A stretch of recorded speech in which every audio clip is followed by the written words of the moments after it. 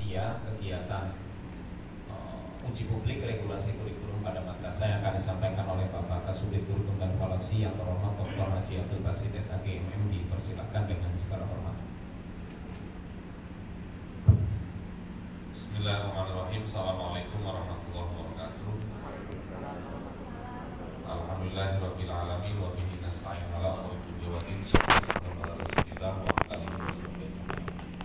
Apa ba'du, yang sama-sama menghormati Ibu Direktur PSK Madrasah, yang saya hormati Subdi Pak MPS, Pak Dio, dan saya hormati teman-teman Subdi Kurikulum dan Evaluasi, yang saya hormati teman-teman semua tim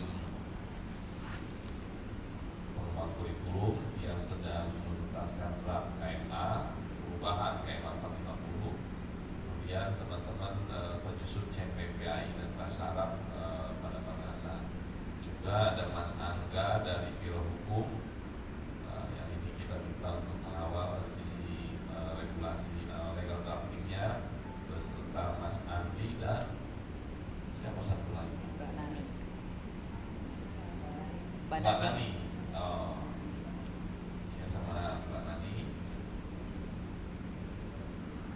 Izin melaporkan Ibu Dir, kegiatan ini dimulai dari hari Rabu kemarin sampai besok, di mana sesuai dengan judulnya si uji publik. Tetapi memang draft KMA ini sudah dikerjakan oleh kami di tim pengembangan kurikulum cukup panjang. Jadi ketika isu investment perubahan dari sisi kurikulum, kami mengikuti dan kami juga dengan cepat menyesuaikan. Jadi beberapa kali pertemuan seperti biasa online. Jadi pertemuannya online, kami seperti biasa rutin terus mematangkan sampai kemarin akhirnya Permendikbud 13 tahun 2025. Maka kemudian kami finalisasi, dan untuk 3 hari ini kami maksimalkan mendengarkan secara langsung, dan juga kami mengundang langsung dari Biro Hukum dan juga dari OKHP. Itu yang draft KMA, dan di dalam draft KMA mohon izin kami laporkan. Jadi selain menyesuaikan dengan Dinasmen, kami juga memasukkan KBC secara khusus, dan saya kira amat sangat jelas di sana. Kemudian yang berikutnya ini adalah tim penulis atau penyusun capaian pembelajaran PAI dan bahasa Arab. Ini pun sama semangatnya, tentu menyesuaikan dengan regulasi yang ada, khususnya juga di Dinasmen, karena ada perubahan dari SKL dan SI-nya. Kemarin kita ada Pak Yogi dari Puskujan yang memberikan highlight lah kepada kami agar apa yang kami susun itu on the track. Dan yang sama ya, KBC-nya juga dimasukkan ke CPP bahasa Arab ini. Dan memang di kami tentu selain yang reguler dari RA, MI, MTS, MA, juga yang program keagamaan, ya, yang program keagamaan juga sama menyusun CP bahasa Arab. Nah, ini yang 2 tim besar ini yang kami hadirkan. Sebenarnya CPPA itu pasangan, tapi anggarannya tidak cukup, Bu. Jadi kayak udah satu-satu gitu ya. Dalam jalan menyusun seperti biasa, bukan dari Zoom ya, semuanya di Zoom lah gitu prosesnya gitu ya. Pasangan, tapi karena anggaran tidak mencukupi, kami perwakilan dari satu mapol satu orang yang hadir. Nah, itu sih Bapak Budin. Juga tentu karena KBC ini harus masuk di KMA dan CP, ya kami menghadirkan teman-teman tim penyusun KBC juga, walaupun tidak semua, ya dibagi-bagi lagi ya. Nah, ini sih Budir yang ingin kami laporkan. Tentu pada sore hari kami berharap mendapatkan arahan dari Budir, termasuk tentu kami mohon support untuk percepatan revisi KMA ini, karena memang madrasah hari ini sudah sangat menunggu plus Direktur GTK sedang menyusun draft KMA beban kerja. Nah, logikanya harusnya kita dulu. Artinya KMA 4450 yang dengan isi sehingga mereka akan ngambil dari kita.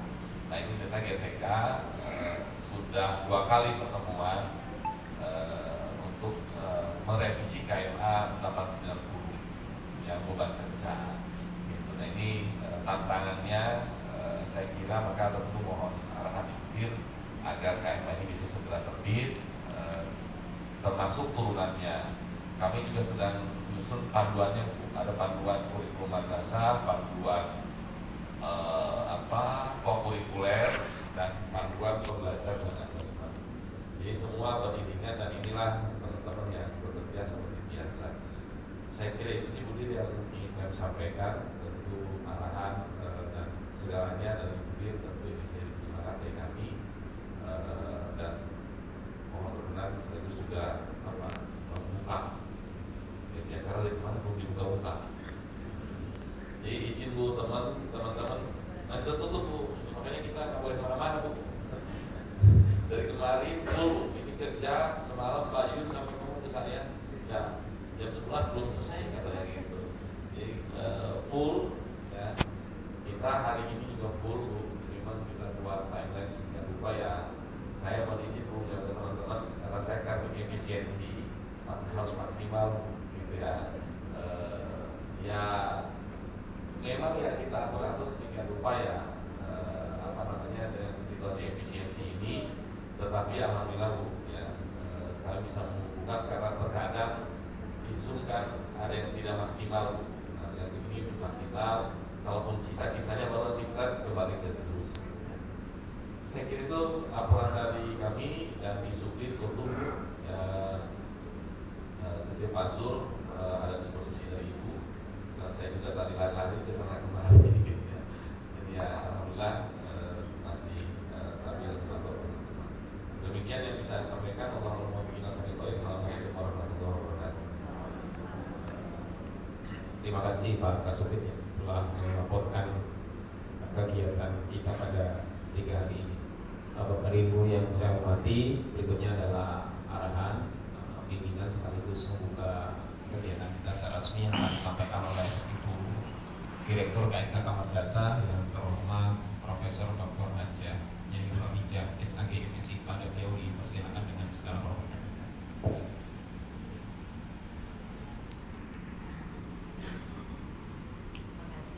Assalamualaikum warahmatullahi wabarakatuh. Waalaikumsalam warahmatullahi wabarakatuh.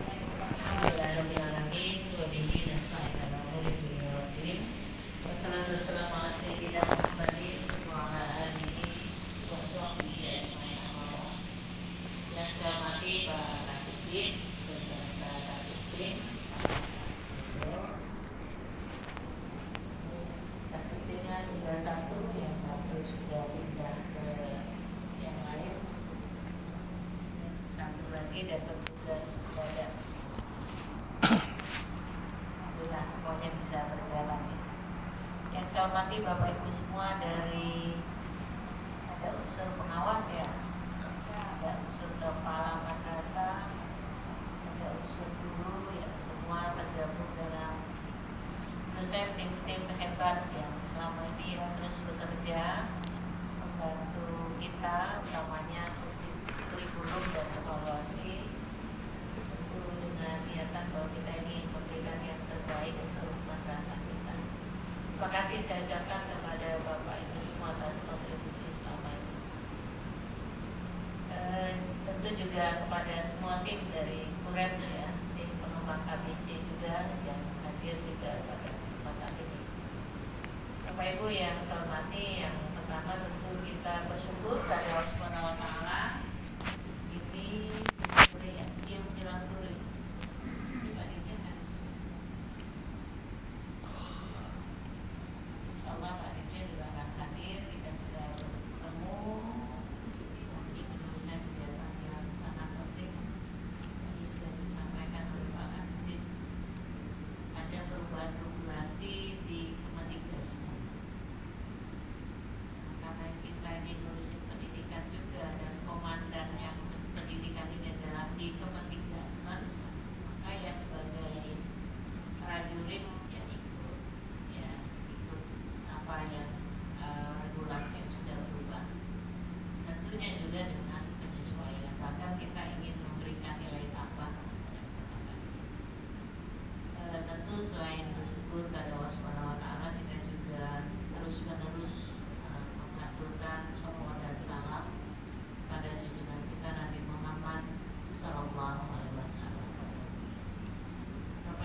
semuanya. Pertama, saya sangat mengapresiasi dan terima kasih ya Pak Sudin beserta tim dari Kurep dan semua Bapak Ibu yang sudah bekerja secara luar biasa. Pak Sudin sudah melaporkan ke saya beberapa hari yang lalu, ini agak mendadak juga kan ya, baru Senin yang lalu direncanakan. Dan sebelum itu sebenarnya sebelum launching KBC sudah disampaikan ini dokumen atau draft untuk kita, bahkan sebelum Permendikbud keluar ya, kita sudah menyiapkan rancangan KMA. Jadi begitu keluar kita sudah siap ya, memang harus begitu karena jangan sampai kita tertinggal. Berapa kali kita ini banyak ketinggalan, kayak kurikulum merdeka kita terlambat, penerapan madrasah inklusi kita juga terlambat. Dulu saya ingat waktu saya di awal-awal dulu pernah saya tahun 2007-2008 saya tempat kantor juga di Medan. Itu kadang-kadang agak panas telinga kalau dari Dikbud itu udah ngomongnya ini tetap ikut-ikut aja kayak kita lakukan. Gimana nggak ikut ya emang imamnya kalian gitu ya. Kalau nggak ikut berarti jalan sendiri, ini mau dijadikan apa negara ini sendiri gitu ya. Ya, jadi memang seperti itu.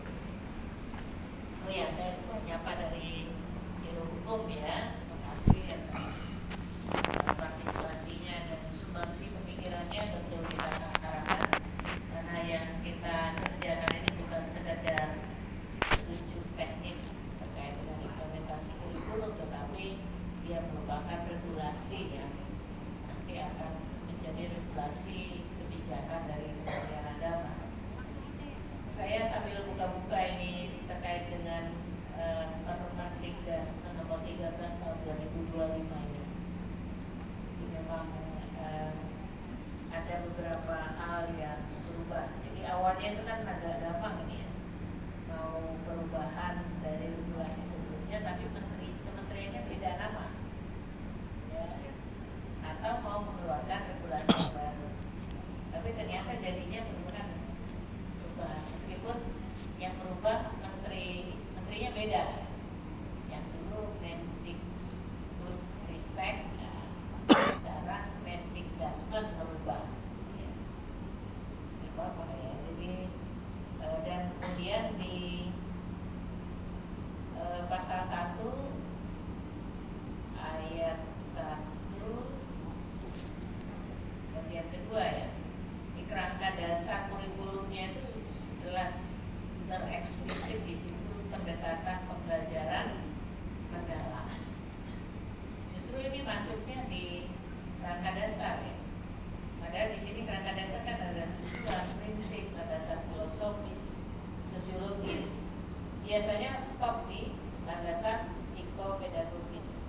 Ini ditambah pendekatan pembelajaran mendalam. Menjadi unik ya Permendikbud ini. Kemudian di struktur kurikulumnya juga ini ya, saya lupa kalau yang lama sudah terkasih ini di pasal 6-nya juga A, B, C sampai I dibaca. Perubahannya termasuk di sana dibedakan antara luar biasa dengan yang lain yang reguler gitu ya. Saya kira kemarin dengan kehadiran Pak Yogi ya, dari Puskurjan, insya Allah memberikan pemahaman kita yang lebih dalam tentang pembelajaran mendalam, bagaimana regulasi yang diberlakukan, kemudian implementasinya seperti apa. Kemudian tadi saya mengatakan bahwa kita mengikuti Mendikbud, tetapi tentu tidak sekedar mengikuti, kita harus juga mewarnai. Nah, warna kita tentu sudah jelas. Pertama, kita madrasah. Madrasah itu punya nilai plus. Ya, terbukti dengan definisinya saja. Madrasah adalah sekolah yang itu kan berarti plus. Semua yang dimiliki sekolah kita punya, yang berciri khas Islam. Berarti plus kita di situ. Artinya kita kita tidak hanya membekali peserta didik kita dengan kemampuan-kemampuan yang bisa diperoleh di sekolah, tetapi mereka mendapatkan tambahan bekal, terutama terkait dengan pembelajaran pada mapel PAI plus bahasa Arab. Karena ini PAI dan bahasa Arab, CP-CP-nya menjadi tugas kita bersama. Ini sekalian ya, CP-nya. Ya. Ya insya Allah Bapak Ibu, apa yang kita kerjakan hari ini semuanya akan menjadi apa ya, jariah bagi kita semua, karena yang tentu sumbangsi pemikiran, semua energi yang Bapak Ibu curahkan. Tadi ada yang dari Jawa, ada yang dari Kalimantan, ya, dan lain-lain. Saya kira Makassar juga ada ya tadi ya.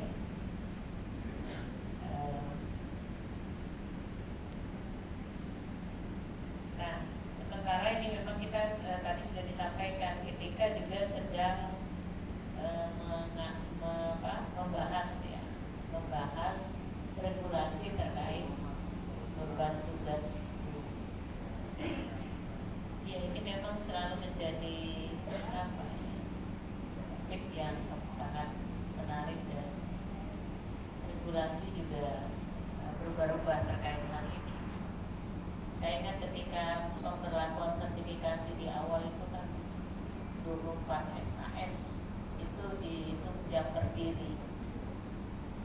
Nanti harus 24 jam itu betul-betul ngajar ya. Sempat ya memang saya pertama ada sertifikasi itu saya langsung melakukan riset apakah ada perbedaan kinerja guru antara yang sudah sertifikasi dengan yang belum. Ada perbedaan, tetapi perbedaannya ternyata tidak cukup signifikan. Karena setelah sertifikasi juga tuntutannya banyak, seperti tadi 24 jam, tapi harus berdiri. 24 jam itu betul-betul ngajar maksudnya. Padahal kalau secara logika sebenarnya tugas guru itu bukan hanya mengajar, bukan hanya pada saat dia berdiri di depan peserta didik, tetapi ketika dia mempersiapkan, melakukan perencanaan pembelajaran, dia memikirkan, misalnya mau ngajar akidah, gitu ya. Karena saya S1 saya juga PAI, jadi saya paham. Ngajar akidah apa nih terkait dengan iman kepada malaikat. Tentu dia akan mulai dari mana? Apa sih yang ingin dicapai? Kita bicara capaian pembelajaran kalau sekarang ya. Apa sih capaian pembelajaran yang ingin dicapai dari materi iman kepada malaikat? Tadi harus berpikiran betul. Kemudian dari setelah tahu, ini kan kalau kita bicara keimanan kan bukan sekedar sampai pada hafal rukun iman atau kalimat pada malaikat, hafal nama-nama malaikat, jumlah malaikat yang bertugas, 10 malaikat dengan tugas-tugasnya, bukan hanya itu. Tetapi pada materi akidah itu peserta didik juga kita harapkan, kalau bicara iman itu kan diyakini dalam hati, diucapkan dengan lisan, lalu dicerminkan dalam perbuatan. Nah, bagaimana mencapai itu kan bukan hal yang mudah, dan bagaimana guru memikirkan supaya peserta didiknya mencapai itu bukan hal yang gampang. Saya waktu itu juga beberapa kali dalam beberapa forum simposium nasional pendidikan dengan teman-teman dari ibu juga sering diskusi ya.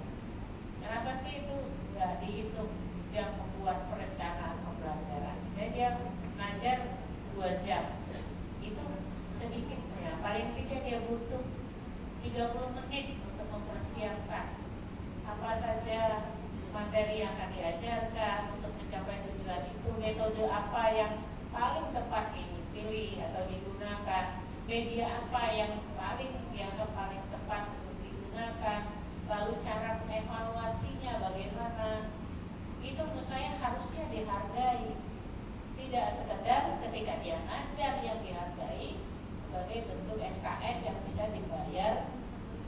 tunjangan sertifikasinya.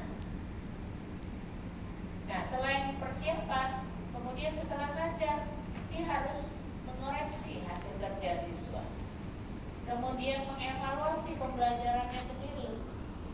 Apakah pembelajaran yang sudah dipraktekkan itu sudah berhasil betul? Nah, ini kegiatan-kegiatan menurut saya. Jadi saya sering menyampaikan saat itu, tapi sampai saat ini saya melihat masih paradigmanya masih begitu ya. Guru itu ngajarnya di kelas, ya paling ada tambahan, ada ekskul bisa diakui, atau dia menjadi sementara menjadi kepala labor, kepala perpustakaan itu diakui sebagai SKS ya.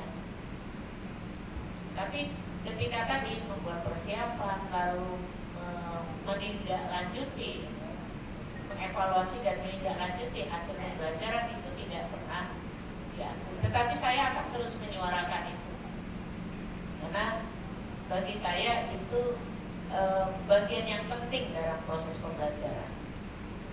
Karena apa? Kalau tidak diperhatikan persiapan dan proses evaluasi dan menindaklanjuti, ya guru itu ya ngajar itu ya ngajar saja gitu, nggak mementingkan yang tadi, memikirkan betul bagaimana peserta didik bisa menguasai capaian pembelajaran yang sudah dibuat. Saya sering karena saya memang sering mendampingi madrasah ya, menemukan guru-guru madrasah kita, kebetulan yang ada di sini saya yakin di Palembang yang saya temukan, nggak ada kan yang dari Maluku ya.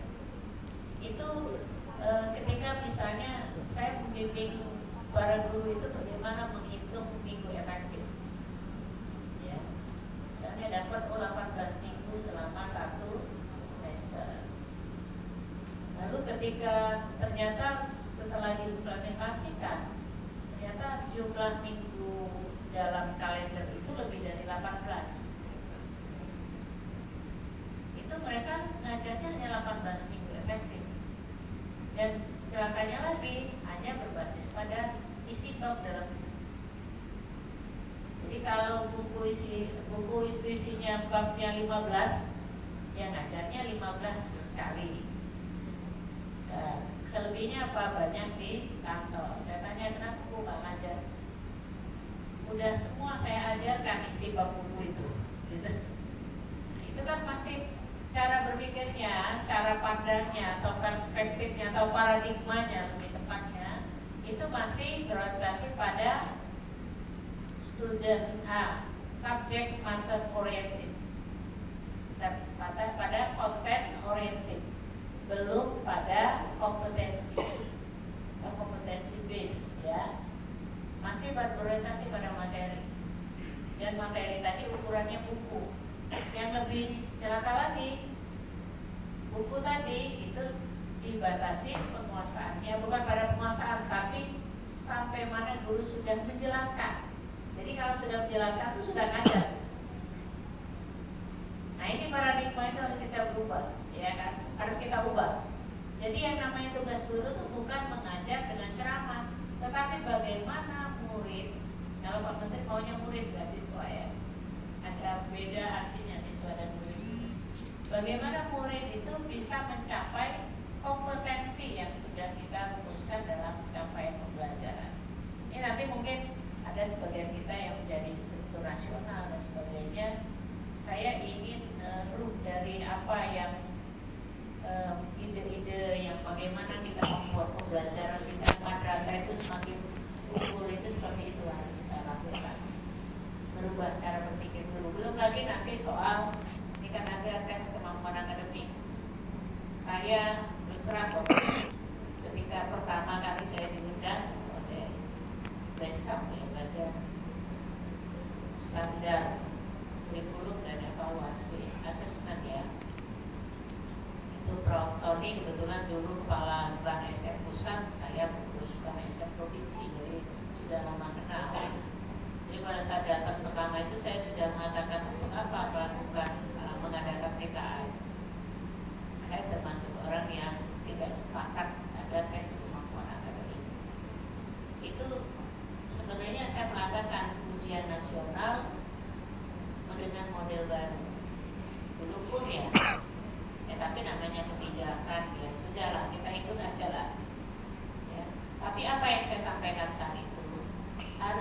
kita sekarang harus mulai percaya dengan rapor yang ditulis oleh guru. Kalau kita tidak percaya, buat apa ada rapor?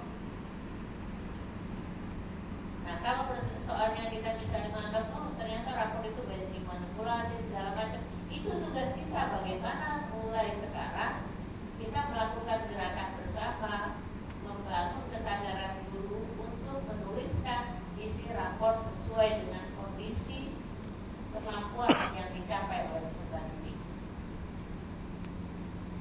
Oke lah, kalau di Kemendikbud mungkin ide-ide itu belum bisa diterima dengan berbagai alasan ya. Tapi saya berharap teman-teman semua, saya harap punya pemikiran yang sama dengan saya ya. Kapan lagi sih kita mulai memberikan kepercayaan pada guru ketika mereka mengisikan rapor? Justru ketika mereka diberikan kepercayaan, maka mereka akan mulai memperbaiki dirinya. Sama seperti kita mendidik seorang anak ya. Kalau kita nggak percaya terus, kapan anak itu akan menjadi pribadi yang lebih baik? Di saatnya kita berubah paradigma. Banyak hal tadi yang sudah saya sampaikan, paradigma pembelajaran yang harusnya sudah berbasis kompetensi itu sejak KPK ya.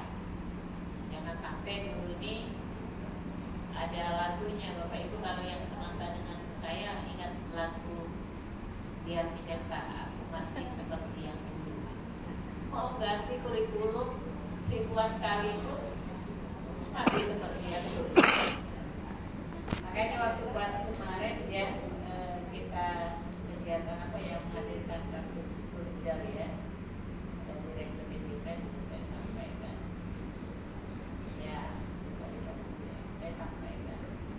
Sebenarnya saya berharap atau kita semua berharap ketika berganti kurikulum itu memang berangkat dari persoalan atau masalah yang saat ini kita hadapi. Jadi tidak sekedar berdasarkan keinginan ingin berubah ya.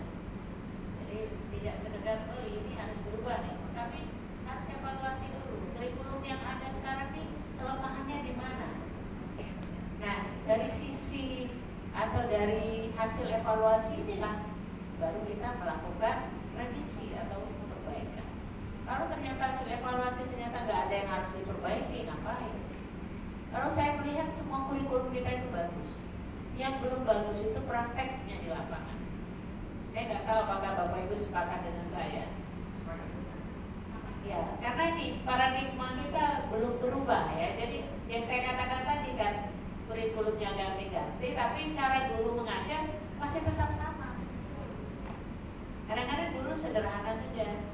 Ini sebenarnya RPP-nya bedanya apa sih RPP yang dulu dan sekarang? Cuma di situ Bapak Ibu. Dan kekurangannya kalau ada diperiksa pengawas. Apakah RPP itu dilaksanakan atau tidak? Mohon maaf, saya kira guru-guru di sini nggak seperti itu. Tetapi ini fakta yang saya lihat karena saya sering mendampingi guru-guru di madrasah. Dan alhamdulillah ketika kita bangun kesadaran ini bisa berubah. Jadi yakinlah guru-guru kita itu sebenarnya hebat-hebat dan pasti bisa.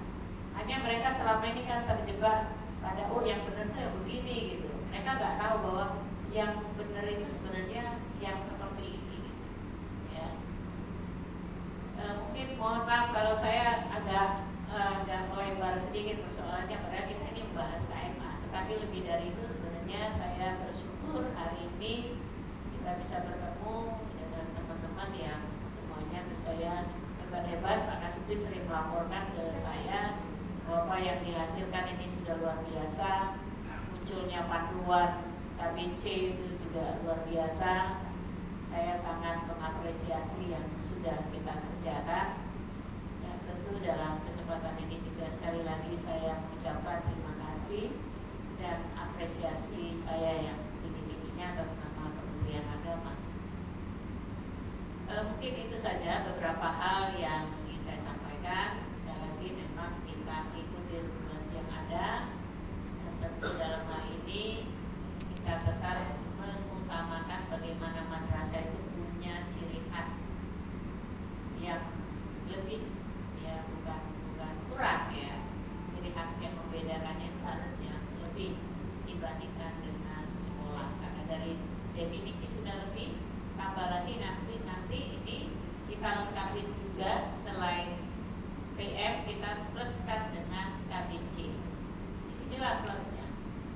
Jadi yang madrasah adalah sekolah yang berciri khas Islam, nanti nilai ciri khasnya itu kita tambahkan dalam bentuk KBC. Ya. Di KBC itu kan sebenarnya Islam yang sesungguhnya yang sering disampaikan oleh Pak Menteri itu kan, kalau kita bicara ajaran Islam itu sumbernya adalah dari Al-Quran. Al-Quran 30 juz itu intinya ada di surat Al-Fatihah. Surat Al-Fatihah kalau diperas lagi intinya ada pada ayat pertama, Bismillah. Bismillah itu diambil intinya lagi dari Ar-Rahman. Nah, kurikulum cinta itu intinya dari situ. Jadi kalau kita bicara kurikulum cinta, inilah ciri nilai-nilai Islam yang ingin kita semai di dalam jiwa para peserta didik yang ada di madrasah. Saya kira mungkin itu beberapa hal yang bisa saya sampaikan. Semoga pertemuan kita ini memberikan berkah dan manfaat buat kita semua. Amin ya rabbal alamin. Pakai palu ya? Karena udah disiapkan oleh Pak Arif, jadi saya harus menggunakan. Baiklah, dengan mengucap Bismillahirrahmanirrahim, uji publik kurikulum ya. Uji publik regulasi kurikulum pada madrasah tahun 2025 saya menyatakan resmi dibuka.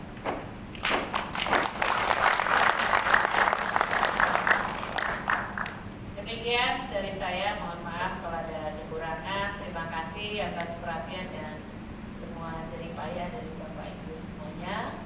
Allahumma biqalam mintorik. Assalamualaikum warahmatullahi wabarakatuh. Terima kasih disampaikan kepada Ibu Direktur yang telah memberikan pencerahan kepada kita. Mudah-mudahan kita bisa melaksanakan tersebut. Bapak dan Ibu, untuk memungkasi pembukaan ini, mari kita berdoa yang akan dipimpin oleh Dr. Syahrir Monensi, guru dari Merdeka Kota Makassar.